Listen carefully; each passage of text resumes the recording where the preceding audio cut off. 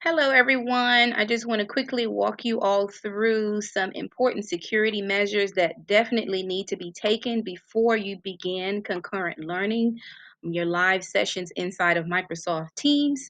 These are very, very crucial. We have adolescents and they will be adolescents, so we want to lock down our Microsoft Teams to avoid having instances that are avoidable.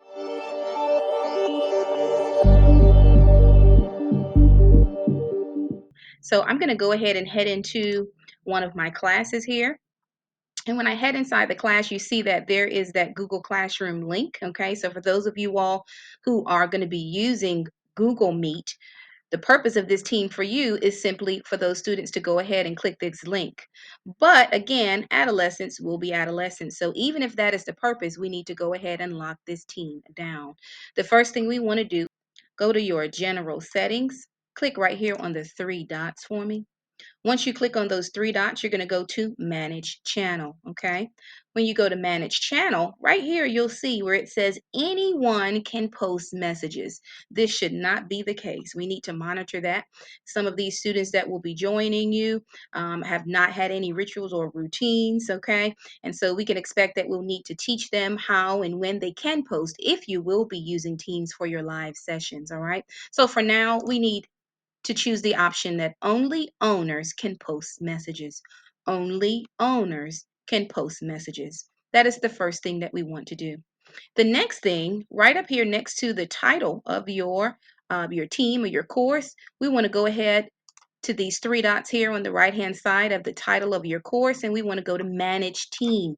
Go to Manage Team. Go ahead right here to your settings. Once you go into your settings, you want to visit member permissions, okay? So right here at your member permissions, you want to look and see that these boxes here are not checked. There should only be one box checked, and that is that only the owners can delete all messages. We do not want to have our students having the capability to delete any messages on our team. So we want to go ahead and uncheck, give members the option to delete their messages. No, they cannot. Give members the option to edit their messages. Unfortunately, no, they cannot. Okay. Security wise, only owners can delete all messages. And we will go to the members. There will be an option for you to mute your students. You want to go ahead and check that box that says mute. And we don't hit the mute. They're going to start typing messages or replying to messages. So we want to make sure that we click there where it says members and guests, and you want to click this box here and mute all of the students. That is the third option. Pending requests. Here, I think this part is really, really important because if you've added the students, you may have a new student that may be joining you, or you've made a mistake and overlooked one student. They're going to attempt to join and locate your class, okay? And then they'll have a pending request here. Make sure you're checking your pending requests, okay? So that students that are not added for some reason are able to you can either approve their request or decline their request. But for those that do need to create your meetings, this part will be extremely beneficial, okay? And we want to go ahead and look at how we create those meetings, all right? So we'll go ahead to our general channel again, all right? In the general channel, right up here in the upper right-hand corner, you see where we have the meet icon, okay? The meet icon. And we want to secure those measures that allow the students in prior to the meeting. We don't want that. We want to make sure we lock that down. And the only way, in order for us to fully do that, is to go ahead and create one. Okay. And once you create it, it will give you some other setting options that will allow you to secure when the students can join and when the students cannot join your meeting. And I'm going to go ahead here and hit the drop down. And I'm not going to click Meet Now. Meet Now schedules a random meeting, okay, and that won't appear the next time. And you don't want to have to click Meet Now before every scheduled class. So I'm going to click Schedule Meeting. I'm going to click on the, let's say we did eighth period, for example, or ninth period. I'm going to go ahead and give it a title. This will be ninth period, ELA. If you want to go ahead and put your name in brackets, you can, whatever you want to title it. The next thing we're going to do is solidify the first date that this meeting will take place. We want to add the first day that this meeting will take place, okay? Since we said this was the ninth period, be careful. That means that this begins on an odd day. We know that Monday coming is going to be an even day. So we want to go ahead down here to the 31st. All right, so the 31st will be the first day that ninth period will meet, okay? And then we want to drop down and hit the time. Ninth period for 8th grade begins at 10 minutes after 2, okay? So we can change that time to 2:10, and that class runs all the way until 3:45. I'll change that time, all right? Okay, in order to customize your meetings so that you're not creating the meetings every single day, you can create them weekly. We are on a block schedule, so that makes it a little bit trickier so that we can't just say they'll meet every other day, because then it would include the weekends. So what we can do here when we come to does not repeat, okay, we can do it for the week. All right, so right here we'll click custom. Okay, and when we click custom, we can say that it repeats every 2 days. Okay, and then we can select the date that will begin. We selected August 31st for the date that will begin, and we can select the day that that will end. And of course, that will be within that week on that Friday. Okay, and then we will click save right here. And so it will occur every 2 days for that week. Okay, so you can go ahead of time and create that for your odd days and for your even days. Okay. What we want to do after that is make sure we go ahead and type any details, and you can type in there simply, this class will meet on odd days with Ms. Turner for ELA from 2:10 p.m. to 3:45 p.m. You can simply type that in your details, okay? This is a new option, response option. You'll notice it's already checked that it says request responses and allow forwarding. We don't want our students forwarding our meeting. So we want to uncheck these boxes one at a time. Hit the drop down again, and then turn off allow forwarding, okay? And so once we do that, we're going to click send. Okay, so once we click send, this has sent out an invitation, number one, and you'll see here that it has created a meeting on the calendar for Tuesday, August the 31st. So I can hit these three dots right here. Once the meeting is generated, hit the three dots here and you have view meeting details. Go ahead and click on view meeting details. Once you view meeting details, you'll see the opportunity in here to change your meeting options. So right here, you have meeting options, okay?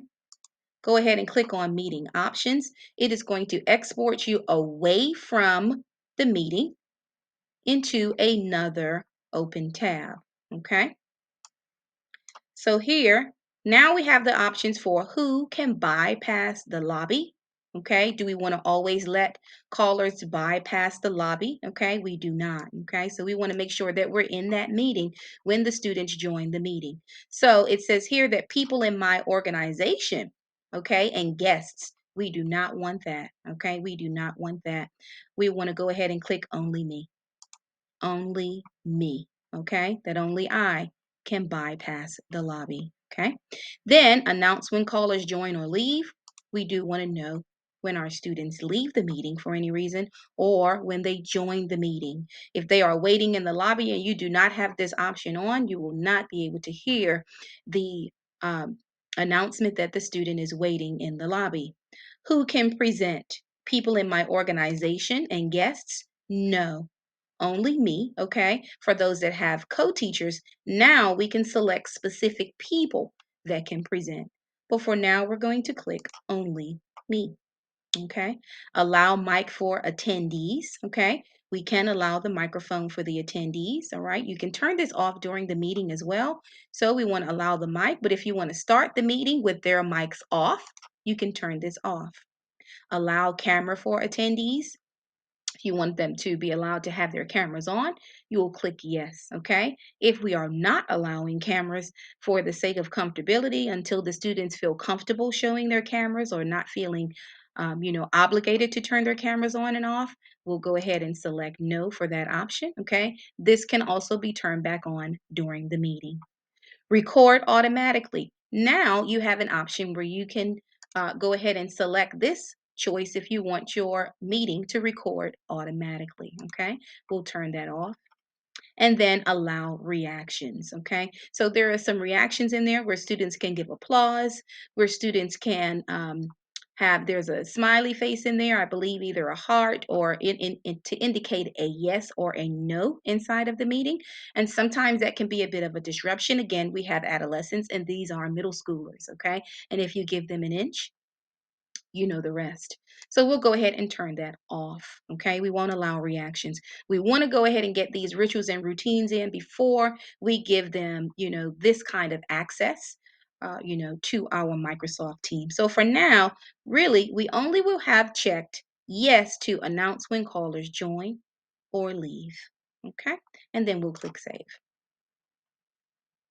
All right, and then you'll have here a message that'll tell you at the bottom that it is done. Okay, so we can go back to our teams, all right, and click close, or we can actually go ahead and join in for the meeting. Okay, so these are your options for how to create the meeting, how to go ahead and come in here for your meeting options so that you can set up your security measures. Remember, you cannot set up your security measures until your meeting is actually created. So hopefully you can get this locked down prior to beginning, because the minute that they join that team, okay, because if you have added those students, they already have access to the team, and immediately they will come in and begin to type, okay, because that is what adolescents do.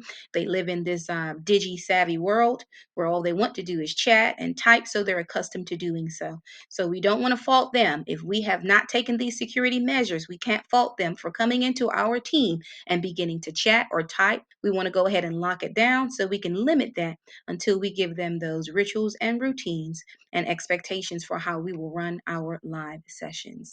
Hopefully, this was helpful and you will be able to secure your Microsoft Teams before beginning your live sessions. Cool beans.